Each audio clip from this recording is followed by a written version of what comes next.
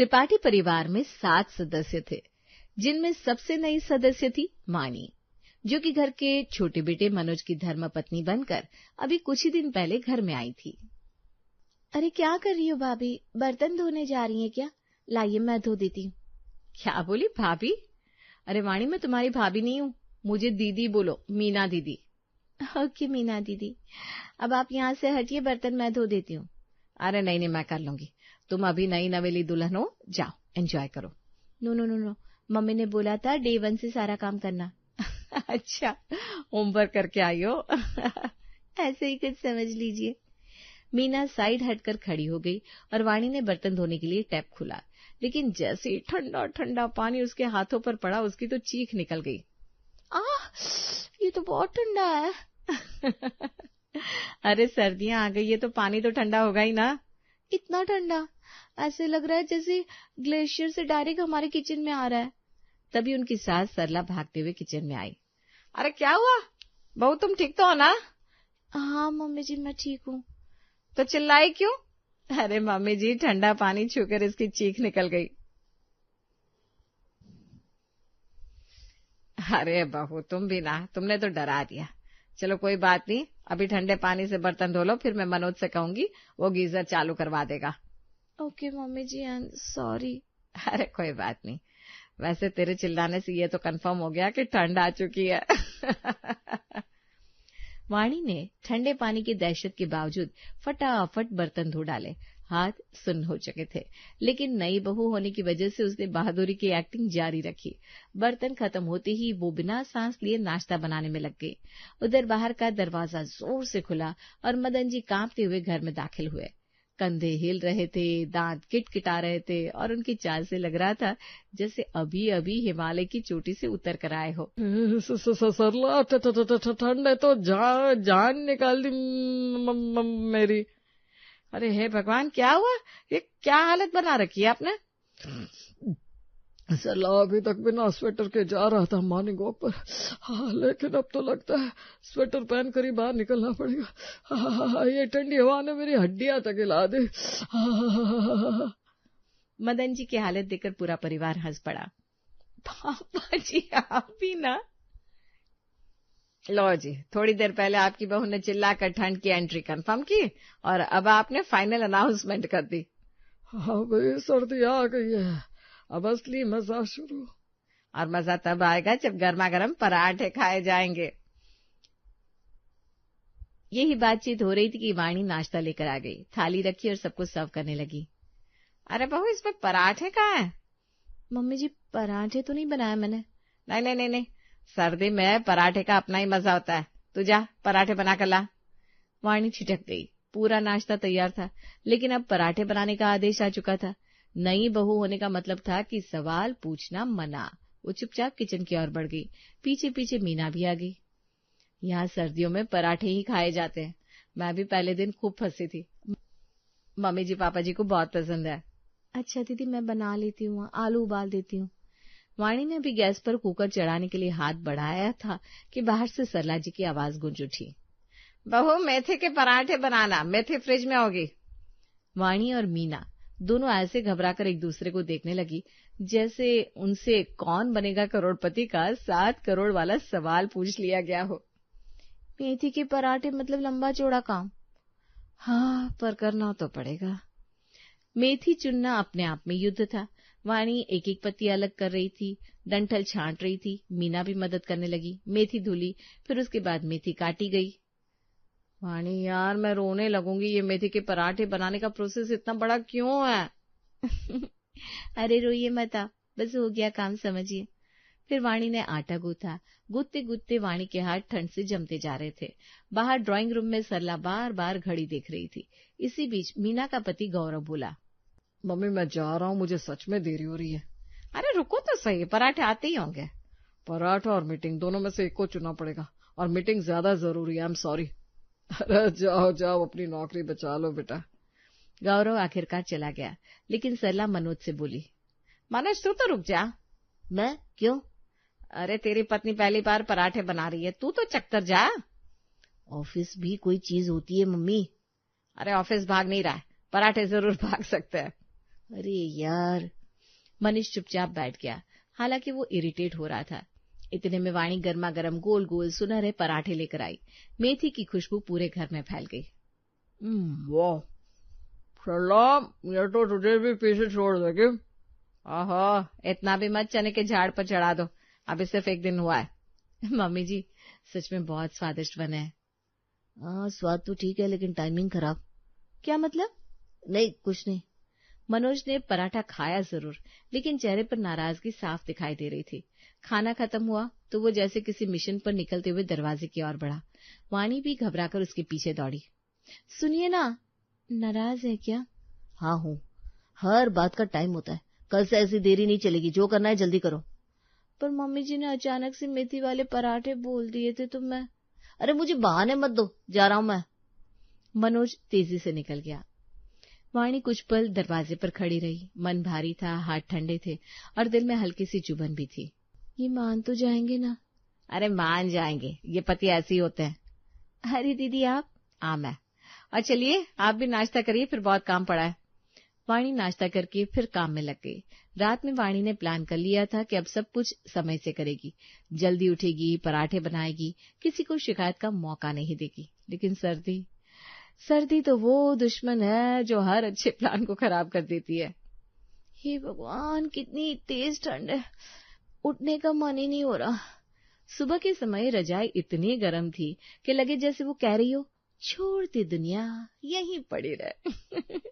वाणी ने रजाई से एक पैर बाहर निकाला। ठंड ऐसी लगी कि पैर तुरंत वापस अंदर घुस गया।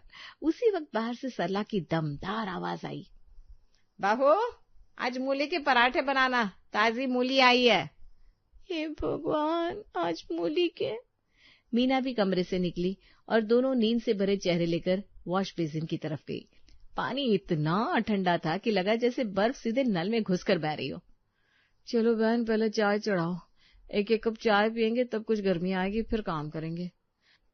हाँ सही बात। दोनों ने पहले चाय पी, फिर मूली वाली चुनौती शुरू हुई। मूली को धोने काटने में ही बैंड बज गई थी। बाकी की प्रोसेस ने तो दोनों को टेढ़ा ही कर दिया। आखिरकार पराठे तैयार हुए, लेकिन कुछ लोगों को रोज रोज पराठे पसंद नहीं थे। मम्मी रोज पराठे, कुछ हल्का नहीं हो सकता क्या? हाँ यार, रोज रोज सेम चीज। मुझे गोल गोल मोटा मोटा मूली वाला कुछ भी नहीं खाना, मुझे टोस्ट चाहिए, ब्रेड जैम चाहिए। जैसा बाप वैसा बेटा, जो बनाया चुपचाप खा ले। सुनिए बेटा, सर्दी में पराठे खाए जाते हैं, ताकत आती है। तो आप खाइए ना, मुझे मीठा चाहिए। पूरे घर में पराठा नाटक चल रहा था, लेकिन आखिरकार सबने किसी तरह पराठे खा ही लिए। ये ड्रामा निपटने के बाद वाणी अपनी दोस्त पल्लवी को कॉल करती है। पल्लवी तू समझ नहीं सकती, यहाँ रोज पराठे, हर दिन नई सब्जी, और ठंड में आटा गूंथना तो जैसे पहाड़ तोड़ने जैसा है। अरे यार, मैं भी तो ससुराल में ऐसा ही करती हूँ, सर्दी में तो पराठे का ही चलन है। पर मनोज तो नाराज ही रहता है। कल पराठे देर से बने, आज मूली के, तो उनको ये कि रोज सेम चीज ना बनाओ। अब किसकी सुनो? आदत हो जाएगी, सबको एडजस्ट करना पड़ता है। लेकिन ठंड में ना पानी छूने से हाथ जम जाते हैं। तो कर लेगी, टेंशन मत ले, और ठंड तो सबके लिए है ना। हाँ, पर हम गृहिणियों के लिए थोड़ी ज्यादा है ना, आदमियों का क्या है, बैठे बैठे आराम से खाते हैं। सही बात। शाम होते होते वाणी ने ठान लिया कि अब कल की तैयारी आज ही कर लेगी। इतनी ठंड थी कि किचन में जाने के लिए भी हिम्मत चाहिए थी। उसने आटे का डिब्बा निकाला और ठंडे पानी से आटा गूंथने लगी। हाथ लाल पड़ गए, उंगलियां सुन, लेकिन वो लगन से करती रही। तभी मनोज कमरे से आवाज लगाता है, वाणी आओ ना यार, कितनी देर लगाओगी? हाँ बस अभी आती हूँ। रात में भी तुम बस काम पर लगी रहती हो। वाणी ने किसी तरह काम पूरा किया और बिस्तर पर गई, लेकिन रात को ठंडी की वजह से उसकी तबीयत बिगड़ गई। सुबह जब वो उठी तो माथा तप रहा था, हल्का सिर दर्द और शरीर ढीला। अरे तुम्हें तो बुखार है, ये लो पैरासिटामोल खा लो, सही ना हो तो डॉक्टर के पास ले चलूं। ओके? हाँ ओके। मीना किचन में पहुंची पर वाणी को वहां ना पाकर उसने आवाज लगाई, वाणी। हाँ दीदी आ रही हूँ। वाणी जैसे तैसे किचन में पहुंची। क्या हुआ? दीदी मुझे थोड़ा बुखार सा लग रहा है, रात को पानी का काम किया था ना, आप ही पराठे बना। तुम्हें लगता है कि मुझे कभी बुखार नहीं आया? सर्दी मुझे नहीं लगती क्या? अरे हम औरतों को सब करना पड़ता है। नहीं दीदी वो बात नहीं है, मैं बस। चलो काम करो, सबको नाश्ता देना है। वाणी की आंखों में हल्की नमी आ गई। इतनी ठंड, बुखार और ऊपर से डांट। आज आलू के पराठों की बारी थी। आलू का मसाला तो बन गया, लेकिन वाणी की उंगलियां ठंड से जम रही थी। वो पराठे गोल करने की कोशिश करती, लेकिन हर बार बेलन गोल के बदले किसी अनोखे आकार का नमूना बना देता। क्या शेर बना रही हो? ये पराठा या वर्ल्ड मैच? दीदी हाथ जम रहे हैं, बेलन पकड़ना मुश्किल हो रहा है। चलो चलो मैं बनाती हूँ, तुम बस सेक दो। ठीक है दीदी। आलू वाले पराठे धीरे धीरे तैयार होकर प्लेट में जमा होने लगे। फिर जैसे ही पराठे डाइनिंग टेबल पर पहुंचे, पूरा त्रिपाठी परिवार एक साथ बैठ गया। आज तो मजा आ गया भाई।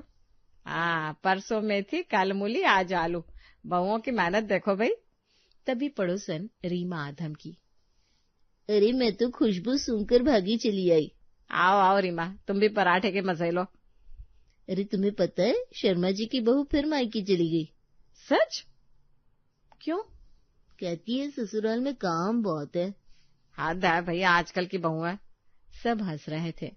बातों का तड़का पराठों में एक्स्ट्रा फ्लेवर डाल रहा था। लेकिन सनी चिल्लाया, मुझे पराठे नहीं खाने। अरे फिर क्या खाएगा तू? कुछ भी, पर ये नहीं। तू बिना एकदम अपने बापू पर क्या है। वाणी, सनी के लिए कुछ और बना दो। अभी? पर सबको पराठे। हाँ अभी, बच्चा भूखा नहीं रहना चाहिए। वाणी फिर किचन में भागी।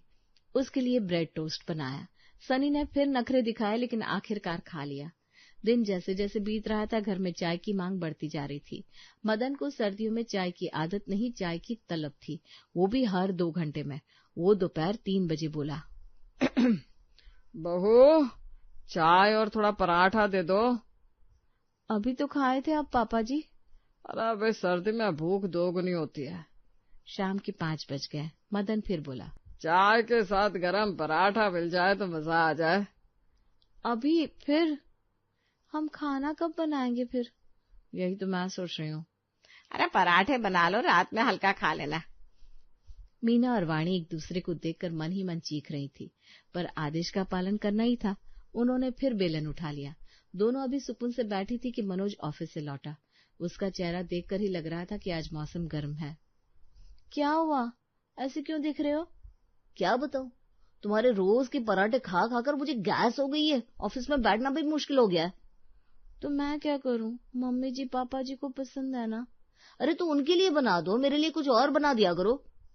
पर पराठा बनाने में इतना समय लग जाता है कि कुछ और बन ही नहीं पाता, फिर आप लेट हो जाओगे। ठीक है, जो चाहो करती रहो, मैं गैस से मरता रहूंगा। वाणी का दिल बैठ गया। गिल्ट, परेशानी और थकान एक साथ उसका पीछा कर रहे थे। आखिरकार उसने हिम्मत जुटाई और सल्ला के पास गई। मम्मी जी मैं कुछ कहना चाहती हूँ। बोलो बहू।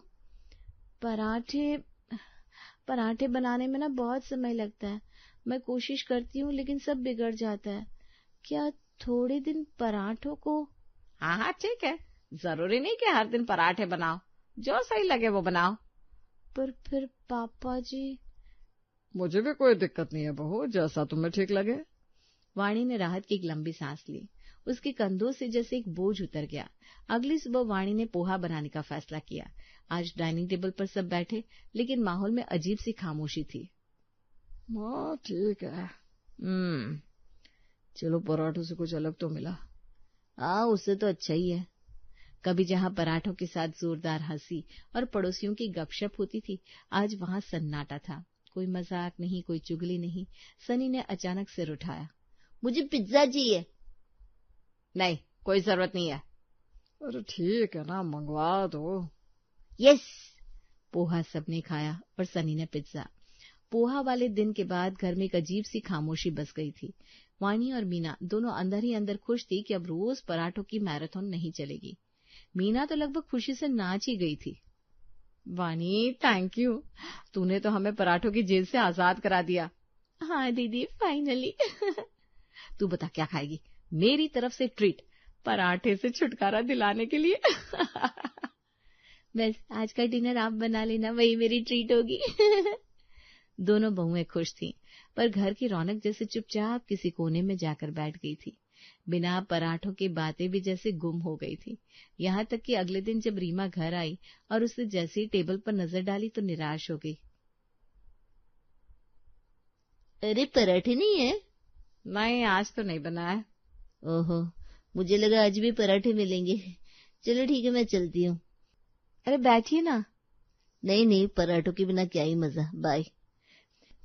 रीमा उल्टे पैर ऐसे लौट गई जैसे घर में कटखन्ना कुत्ता देख लिया हो। दिन यूं ही निकलते गए। एक दिन दोपहर में मीना और वाणी मार्केट गई। बहुत ठंड थी, दोनों कम कपा रही थी। आजकल बाहर निकलना मतलब मौत। सीरियसली बहुत सर्दी, मेरे पैर सुन हो चुके हैं।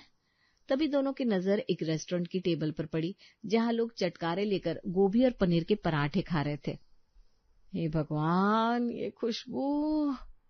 मैं तो भूल ही गई थी कि पराठे इतने स्वादिष्ट होते हैं। हाँ, चले? क्या? कुछ कहा तुमने? क्या? नहीं तो मैंने कुछ नहीं कहा। दोनों ने अपनी लालसा दबा ली और घर लौट आई, पर दोनों के दिल में केवल एक ही आवाज गूंज रही थी, पराठे पराठे पराठे। फिर शाम हुई। आज छुट्टी का दिन था, इसलिए सब एक साथ बैठकर चाय पी रहे थे। चाय के साथ बिस्किट, नमकीन सब कुछ था, पर मजा नहीं था। मैं टीवी देखूंगा। सनी ने टीवी चला दिया और उस पर अचानक एक विज्ञापन आया जिसमें गर्मा गर्म बटर लगे पराठे कैमरे पर चमक रहे थे। ओ देखो पराठे। हाँ। काश भी। पर दोनों तुरंत चुप हो गए। पराठे तो अब सेलिब्रिटी बन गए, घर में तो मिलते ही नहीं, टीवी पर देख लेते हैं। सनी की बात सुनकर सब हंस पड़े। कुछ सेकंड के लिए घर में वही पुराना माहौल लौट आया। फिर अगले दिन मनोज ऑफिस से आया तो उसके चेहरे पर हल्की सी मुस्कान थी। आज एक कलीग गोभी के पराठे लाया था। और आपने खाए? नहीं, कैसे मांगता, लेकिन क्या खुशबू आ रही थी यार। अच्छा जी, ऐसा है क्या? शाम को वाणी हॉल की तरफ गई तो उसने अनजाने में मनोज और गौरव की बातचीत सुन ली।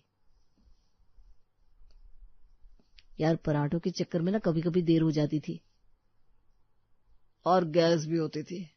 पर कभी कभी तो मन करता है ना। हाँ सही कहा, थोड़ा बहुत चल जाता है। वाणी के चेहरे पर मुस्कान आ गई। उसे समझ में आ गया कि सिर्फ वही नहीं, सबका मन पराठों के लिए मचल रहा था। अब तो कल सबको सरप्राइज देना ही पड़ेगा। अगली सुबह किचन से जो खुशबू आ रही थी वो पिछले कई दिनों की कमी पूरी कर रही थी। गोभी के मसाले की महक, घी की खुशबू और तवे की छन छन। वाणी ने गोभी के पराठे बना दिए थे। ये पराठे गोभी के? सच में? वाह, पराठे इतने दिनों के बाद। वाणी, तूने सच में बना दिए? लेकिन सरला खुश से ज्यादा सीरियस हो गई। बहू, कहीं पापा जी ने तो नहीं कहा था ना बनाने को? नहीं मम्मी जी, किसी ने नहीं कहा, मैंने खुद ही बनाया है। अरे मैंने नहीं बोला बाबा। मैंने इसीलिए बनाया क्योंकि सबको पसंद है। सरला एक पल चुप रही, फिर हंसकर बोली, देखा बहू, पराठे सबको अच्छे लगते हैं। हाँ मम्मी जी, लेकिन रोज रोज नहीं। बनाना भी मुश्किल है और रोज खाने से दिक्कत भी होती है। सही बात। हाँ, बैलेंस जरूरी है। इसीलिए सब कुछ बैलेंस में, कभी पराठे, कभी हल्का नाश्ता। बिल्कुल, यही बेस्ट है। और आज तो तूने दिल खुश कर दिया बहू। पड़ोसन रीमा भी भागी भागी चली आई। फिर सबने गोभी के पराठे प्यार से खाए। घर में फिर वही पुरानी रौनक लौट आई, हंसी, चुगलबाजियां और बातें।